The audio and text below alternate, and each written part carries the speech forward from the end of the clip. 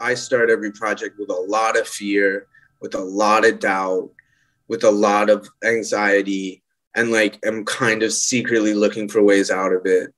And through the process, these processes, my faith grows and grows and grows. And then you show up, it's the night before shooting and all those doubts come back.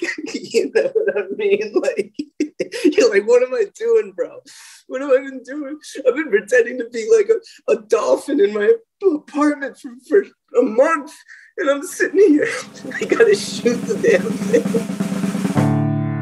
Filmmaker Magazine presents Back to One with Peter Rinaldi. Emory Cohen is an actor. On the occasion of the release of his new movie, Big Gold Brick, he sat down with me in cyberspace to talk about the work.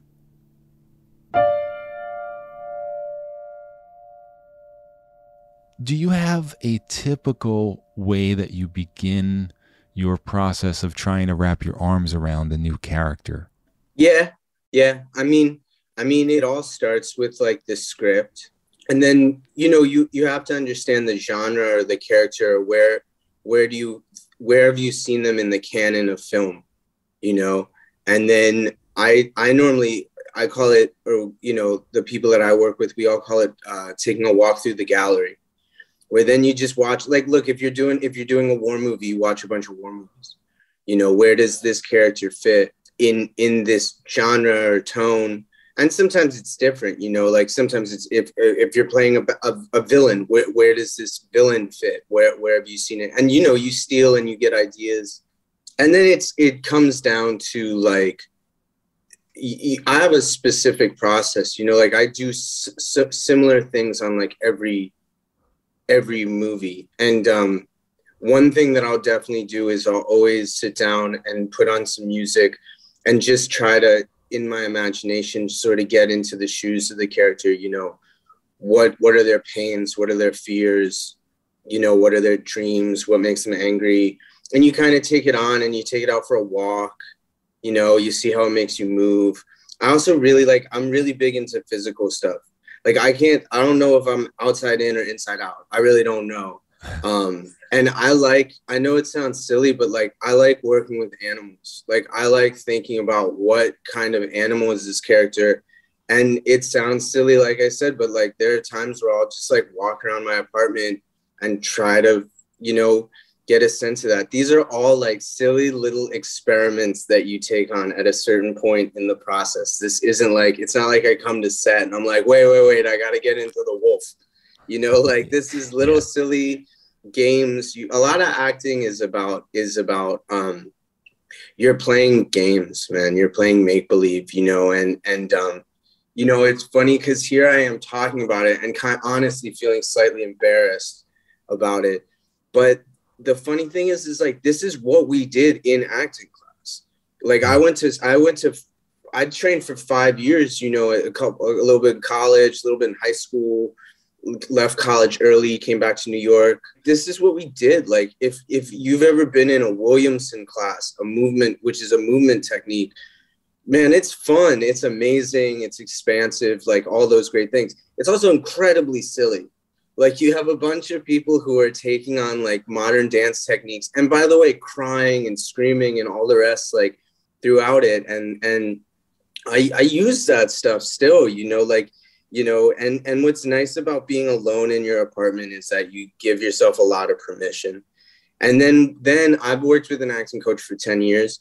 And so then I take that into a rehearsal space with my acting coach, a lot of times with a reader, and we rehearse it like a play. And then it becomes like all these fancy, silly, all the characters like a bear, but he's like a bear who hasn't discovered honey yet, like all this stuff, right? And then it gets down to like, all right, I'm talking to another human being. What does this moment mean? When they say that to me, how do I feel about that? And then you break it down into like real actable things, but I like a process. I spend at least like a bit of time alone with it. No director, no acting coach. And I don't care how out there the ideas are. I will explore them, and sometimes they lead you nowhere, and sometimes they lead you to places. And then, a technique I'm really big into is called the Michael Chekhov technique. And Michael Chekhov, in his writing, he talks about having a sense of harmony when you work. And I find that normally when I'm in the rehearsal space with my acting coach, that I've had these like 3 or 4 worlds that are kind of, they're happening, but they're not happening harmoniously. Like I have to think about this side of the character, and I have to think about that. And it'll be one idea. I can give you an example, but like one idea will pull it all together, and all of a sudden I'm not thinking about it as much, you know? I would love you to give me that example, because you're really summing up the part that I can't figure out. Like I don't understand how that can't get overwhelming. Like I keep asking actors this, how that part of like thinking about all of those sides and not getting overwhelmed by that, and having to kind of process that and do that and push that out organically and make that feel like a whole, like that part I don't get. Well, that's my favorite part. I mean, let me give you the example, and then I can also like speak to a little bit to what you just said, you know, like, so I just did this TV thing, and the character was this mob boss, but he wasn't like the brilliant mob boss. His father was a brilliant mob boss, and he was kind of like this little boy. It was comedic, I thought, in tone. He's like this little boy who's really afraid, who wants to be loved, but can be also very aggressive when he needs to be. And I use this analogy, like, again, these are my silly ideas, but I use this analogy that he's like a Roman prince with a dirty diaper. And so I had all these worlds, and it was kind of working, you know, but it wasn't harmonious. And I was working with my acting coach, and he had a watch on, and he would talk, and he would like play with his watch. And I thought, oh, he's a mobster. Mobsters wear jewelry a lot. Again, this is going back to like having rewatched a bunch of Sopranos, rewatched a bunch of Boardwalk Empire, taking the walk through the gallery. And I was like, I got a ring. I got 2 rings actually. And I had like a bracelet. And so I brought them into rehearsal, and it affected, I would play with the rings, and I would kind of do this thing with the bracelet. And all of a sudden, all those worlds kind of interacted into, like I said, like a sense of harmony, you know? And it's rare. What was that? What was that? Was that just that physicality, or was it you linking up to that gallery? You know what I mean? Like which was it? I think it was a bit of both. And I think also having this very jewelry, you know, accents, clothing, boots or sneakers, they're very tangible things. And they're things that will affect you no matter what. You don't have to work. I don't wear jewelry in my day-to-day life. So putting on a bracelet, I don't have to work to make it affect me. It affects me. And I think giving myself like 2 or 3 movements that were brought out by this jewelry, I didn't have to think about all the other stuff anymore. It just, like you said, like it came out organically, you know, because if I was thinking about something, I was thinking about, oh, this is a good time to flick my wrist. Like I had this bracelet that sometimes it would like flip in the wrong way, and I wanted it to get back to the right way and stuff like that. I've had it with a couple of things, you know, where all of a sudden one little piece just brings it all together, where you're not thinking about the other stuff, you know. And what other stuff does you've worked with this acting coach for 10 years. So obviously it's working for you. Are they leading the way, or are they always like waiting on like what you need, and like you bring what your problems are, and they're trying to work out issues like that? Or do you rely on them to kind of pinpoint problems that you're having that you're not realizing? It's a bit of all of that. So one thing about the coach that I work with, he was at my acting school, the Maggie Flanagan studio. He was like kind of a teacher's assistant who became a monologue coach, who became like an audition coach, who then started his own school. So this is a guy who saw me in class, like at like 20, like 19 years old, 20 years old, struggling to figure out just the basics of what I was being asked to do. So he's seen all the way back, like from before it was, how do you take a character off a page onto a film set? Like, this is like, how do you listen and respond truthfully, you know, like just as simple as that. So over time, he can do all of that. I tend to come to it. I always come to it with an idea. It's not always the right idea. I don't just show up. Like I said, I'll do a bunch of work before I take it into a space, because I don't, I got to go do the thing. You know what I'm saying? Like, I got to go live wherever for 3 months and deal with the process of actually filming it. And so I want it to be something that excites me and interests me. And sometimes sometimes what it is it's like taking everything that you build and then just turning it down like 50% or sometimes 75%, but also like down to just like to this as simple and technical as your jaw is tense. This is a guy who's seen me audition. This is like a person he's one of my really good friends, like we've worked together for over 10 years. Yeah. His name's Victor Villerhauser. And I don't know what it's like with other acting coaches. I don't know. I've worked with a couple, but with Victor, at least the other people that I've sent to him or who have worked with him, it sounds like what he does is very different from what a lot of people, we're not just running lines in there, but at the same time, he's not telling me how to play a moment. We're playing a moment. We're seeing what works. We're seeing what doesn't work. And we're going back to the drawing board and either rewriting it or expanding upon it, Right.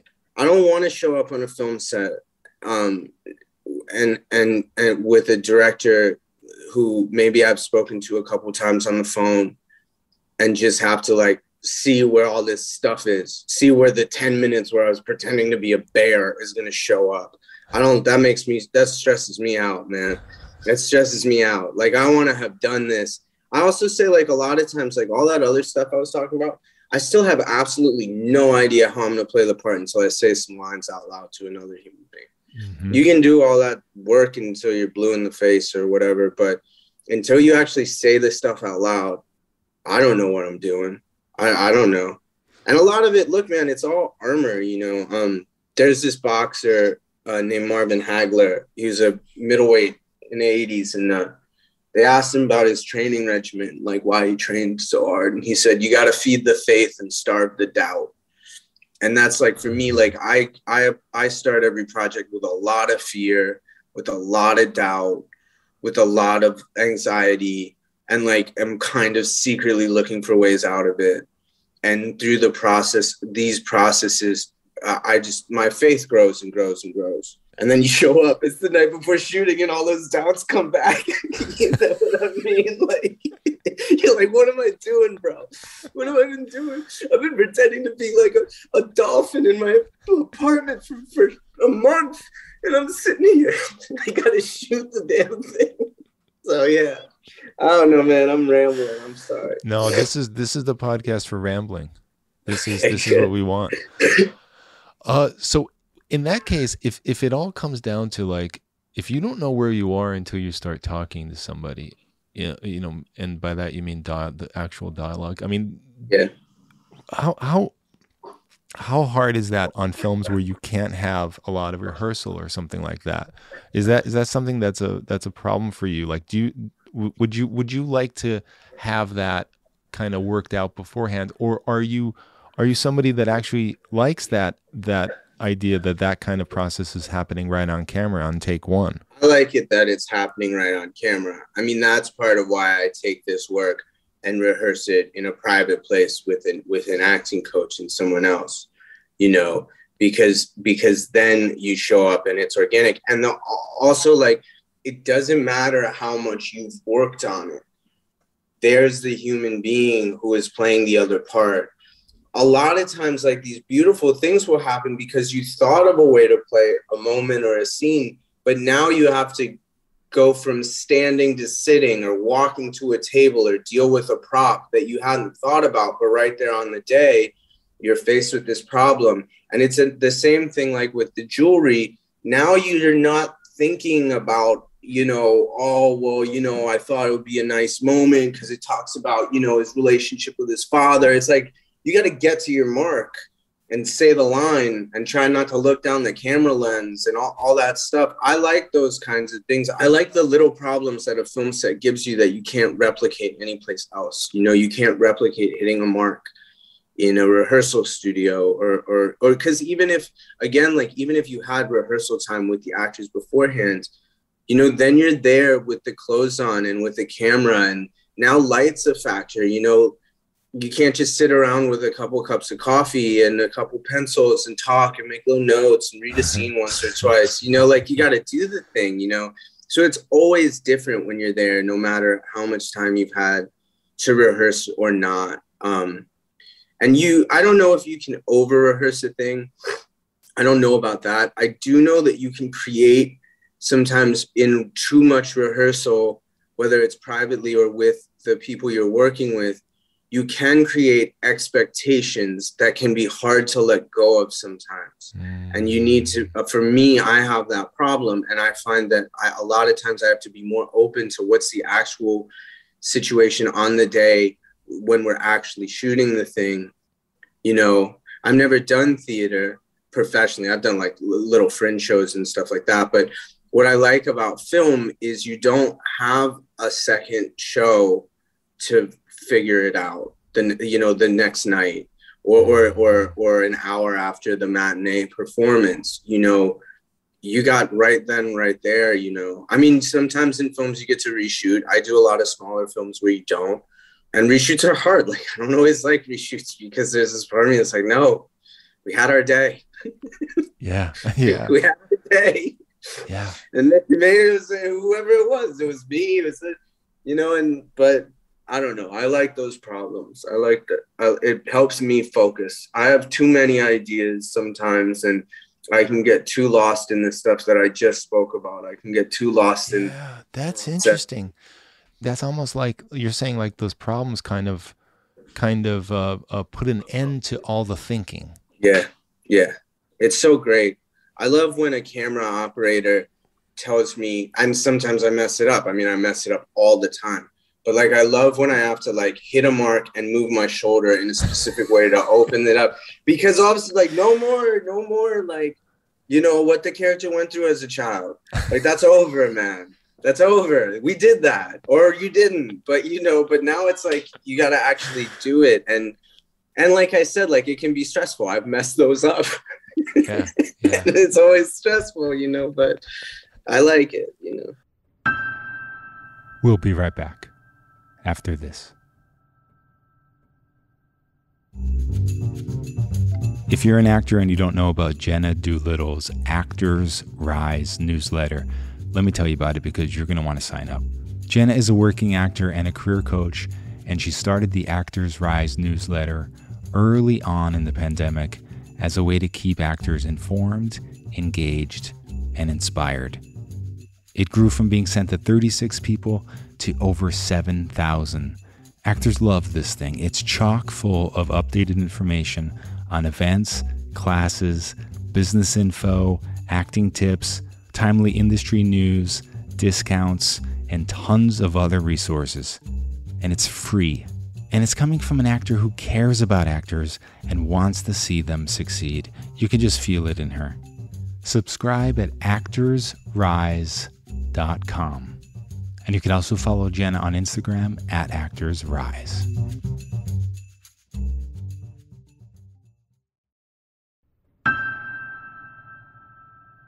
You know, you were talking about this gallery that you kind of go down before you start, but honestly, I cannot imagine any piece in that gallery that is like Samuel in Big Gold Brick.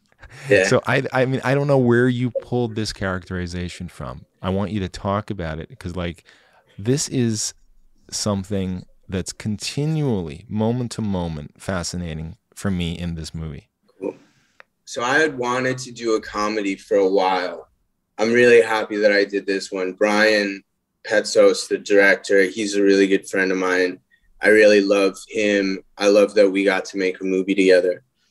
What happened to me it's kind of similar to Samuel. It's like there was a moment where I got a little jaded by film. I don't know if jaded's the right word, but I wasn't really watching new movies that were coming out.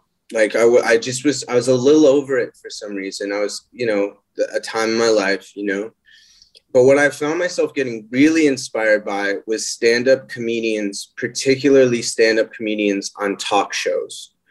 And so whenever I'm having a bad day, I'll watch like Robin Williams' first time on Johnny Carson. I love watching Tracy Morgan on Conan O'Brien and David Letterman. And so that was it. And then a huge part of it was Chris Farley and Chris Farley's physical comedy on SNL and in Tommy Boy and all that. But again, the character wasn't harmonious. And so I was like, ooh, I haven't really worked on the side of the character that's a writer. And so I was watching Harvey Picar on Letterman, and that, you know how YouTube works, man. So that stumbled me onto Harmony Korine when he was really young, promoting kids and promoting Gummo on Letterman. And he was so unique, and he was like kind of shy, but also like would give it to Letterman a little. Like he did this thing where he like flexed his muscles at him, and he had this like head movement. And it reminded me a little bit of maybe how Samuel was with Floyd. And all of a sudden that stuff, it all, like I said, like synced up, and then some of it was just, well, look, when I first met Brian, I liked the script, but I didn't know what it was, and then I watched Ticky Tacky and Lightning Face. Oscar Isaac, who is the lead of both of those films, for me, laid the blueprint of how you play Brian's work. And he showed me the canvas that I could paint on. Then I went and I did all that other stuff, and all that. But it started with watching Oscar in Lightning Face and Ticky Tacky and understanding, I guess, the world that the character could live in. I don't think I could have ever even started without Oscar's performances in those films, and he really did, like, for me, completely lay out. At least I knew where to start. Did Brian kind of tweak some things for you as a director, and is that something that you actually want and need from a director? Like he wrote this too, so were you constantly looking for kind of tweaks on the way you were landing on some things? In most jobs, I would be. In most jobs, I do. There's this. So I'm an only child, right? My dynamic with directors is they're either father, mother figures, or big brother, big sister figures, or Brian, because we were kind of similar in age, and we both kind of came from New York. I mean, Brian's from upstate, He was more like a big brother. I always want validation from my directors. A lot of times it doesn't serve me well. There's always a little boy in me that wants to be told that I'm doing good. With this, I remember like early on in shooting, Brian came up to me with like this grin on his face, and he was like, "You're playing this character a lot more comedic than I thought you were." And I was like, "Yeah, is that okay?" And he was like, "Yeah." And I was like, "Great." And so there were things that I discovered on the day. I mean, what was fun about Brian, I had a lot of trust in Brian. And I think he had a lot of trust in me. At the end of takes, Brian will just keep rolling the camera, and he'll just say to play it. And we were doing a therapy scene, and at the end, he was like, "All right, now play it like you think," just the looks at the end, like just do it like you think someone might have followed you to the therapist's office today. That has nothing to do with anything in the script. But he was just giving, because Brian used to be an actor, and so he was just giving you stuff to play with. And that made me feel like I could kind of take it in any direction. And it also made me feel like if Brian were to say, "All right, now like jump on the floor and start convulsing like you're having some kind of strange panic attack," I would do it. I would have just done it. Like, "All right, it's on camera, it's not on camera. I don't care. Brian said to do it, so I'm going to do it." I have a lot of love for that guy, man. We've gotten to become very close. He's one of my dear, dear friends. And it started back then. But, if Brian said run through the wall, I'd run through the fucking wall. You know, like I just love that guy, and you know, he let me do stuff that, like I said, like some other people would be like, all right, well, can we tone that down? He was just like, no, let's just do it, you know. But a lot of times I do prefer to be directed as opposed to being left alone. It depends on the handle I have. It depends on where I'm at in my life. It depends on the size of the project. I think something about the sort of this being a more independent film, which is something that I'm more used to, gave me a lot more confidence being there with Brian. It's harder on bigger jobs. It's harder. I want to be told that I'm doing okay more on bigger jobs. On smaller jobs, there's something about it that makes me feel more comfortable, you know? So, but I definitely, I'm talking now as if I just want to do my own thing, but that's completely not true. Something magical happened where me and Brian got to link up to be collaborators, and it changed my life, you know, for sure, you know, just getting to do it. Part of the thing that I always worry about is like when to step in as a director, how to know when something is going to be over directing, how to know when a note is going to land wrong on an actor, you know, and kind of paralyze them. Like you were just saying, kind of like if you're on to something, you kind of don't want any input, because it's going to kind of knock you off the track a little bit, right? Yeah. I mean, so how does a director know when to do that? I think, you know, by the time we get to a film set, actors know how to act, directors know how to direct and write, makeup people know how to put makeup on actors, wardrobe people know how to look for clothes. I think at that point, it's about humanity. I think at that point, it's about being who you are genuinely in that moment. And for my money, if you convey anything to me as a kind, caring person, I'll do what you're asking. And also like saying what you want. I always say my least favorite style of directing is I don't know what I want, but you're not doing it. I don't like watching directors pace back and forth, like looking stressed out and not saying anything to me. I have no problem that they're pacing. I have no problem that they're stressed out, but I'm standing right there. Say the focus was off. Say, I don't know about the writing of the scene. Say, I got to be honest, I don't like what you're doing and I want to readjust it. Just say I'm there to help you. Yeah. You know, but I can't do any of that if I don't know what you need. A lot of it's like a relationship. You know, and I can't, you know, I can't. Communication is the secret to because relationship. I can sit here and explore and be impulsive and spontaneous. It doesn't matter if you're not into it.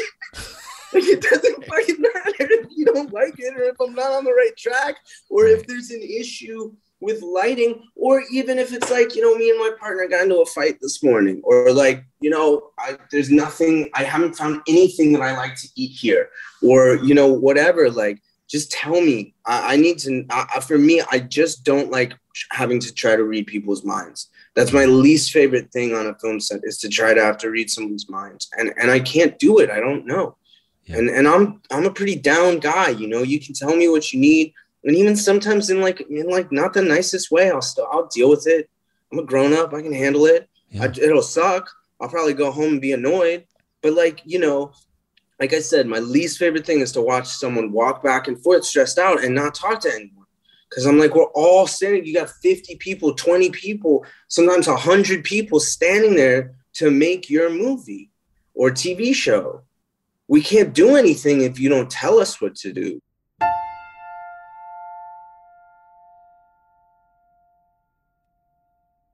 I found an article your mother wrote about you as an actor. Oh my God. And I was just skimming through it, and